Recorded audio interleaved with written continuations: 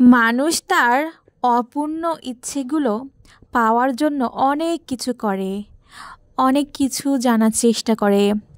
মানুষ মনে করে কোথায় গেলে আমার এই অপূর্ণ আশাগুলো, আমার এই না পাওয়া জিনিসগুলো পাওয়া যায়।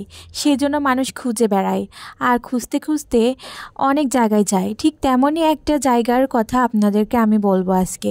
হ্যালো এভরিওয়ান, আসসালামু আলাইকুম। সাবিনাস স্টোরিতে আপনাদের সবাইকে স্বাগতম। কেমন আছেন সবাই? আমি আপনাদের সাবিনা আপু, আল্লাহর রহমতে আলহামদুলিল্লাহ ভালো আছি। আজকে আমি আপনাদেরকে দেখাবো আমাদের কুষ্টিয়া এলাকার ঝাউদিয়া গ্রামের ঐতিহাসিক মাজারের ভিডিও। যাই হোক, গতদিন আমি আপনাদেরকে দেখাইছিলাম মসজিদের ভিডিও, আজকে আমি দেখাবো মাজারের ভিডিও। মাজারের নাম শাহ সুফি আদারি মিয়া চৌধুরীর মাজার। তাহলে এত কথা না বাড়িয়ে চলুন শুরু করা যাক। দেখলেন তো মাজারের ভিতরটা আপনাদেরকে আমি দেখালাম। তেমন কোনো কিছু নাই, শুধুমাত্র যার মাজার তার একটা সমাধি আর কি আছে। আর এই মাজারকে কেন্দ্র করে প্রতি শুক্রবারে অনেক মানুষ এইখানে আসে আর তাদের অপূর্ণ আশাগুলোর কথা বলে যায়। আর সেটা যদি পূরণ হয়ে যায় তাহলে হচ্ছে তারা এই যে এরকম ছাগল, তারপরে গরু, তারপর আপনাদের মোরগ, মুরগি, বিভিন্ন যে যেরকম মানত করে সেই মানতটা দিতে আসে। তাদের মনের আশা পূরণ হলেই কিন্তু আসে। এই দেখুন, একজন হচ্ছে মোরগ ছেড়ে দিয়েছে আর সেটা হচ্ছে ধরার জন্য স্থানীয় মানুষরা ধরছে। এটা ধরে ধরে এই যে এই খাঁচার ভিতরে রেখে দেয়। তারপর যখন হচ্ছে শুক্রবারের দিন শেষ হয়ে যায় তখন এগুলো সব বিক্রি করে দিয়ে তারপর অসহায় দরিদ্র মানুষদের ভিতরে এটা বিলিয়ে দেয়।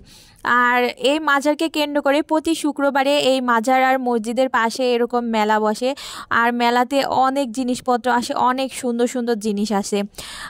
ঠিক তেমনই দেখুন কত সুন্দর আল্লাহ লেখা একটা হচ্ছে হাতের মতো একটা শোপিস।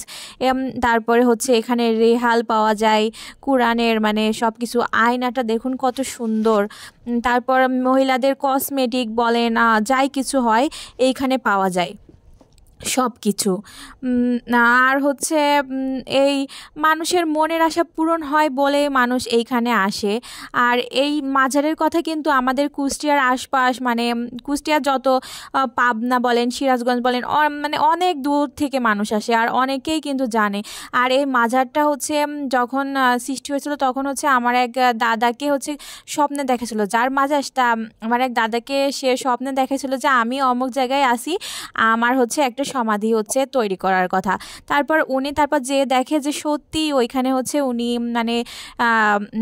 গত হয়েছে। তারপরে সেটাই করে ওইখানে ওনার মাজার সৃষ্টি করে দেয়। তারপরে এই তো তারপর থেকে জাগ্রত মাজার, আর এইখানে অনেক মানুষ আসে। জানি যে মাজার বিশ্বাস করা ঠিক না, তবে আল্লাহর নামে যা কিছুই করা হয় সেটা যদি ওনার ওসিলায় আর আল্লাহর নামে করা হয় তাহলে কিন্তু আমার মনে হয়, আমি শুনছি যে এটা হয়। দেখুন ছাতাটা কত সুন্দর, কত কিউট, তাই না?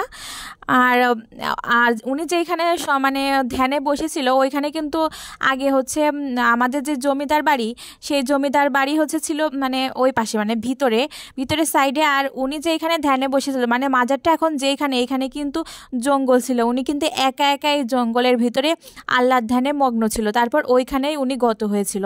তারপরেই হচ্ছে আমার এক দাদাকে স্বপ্নে দেখাইছিল যে আমি এই জায়গায় হচ্ছে গত হয়েছি, এইখানে আর তোমরা আমার জন্য একটা হচ্ছে মাজার তৈরি করবা।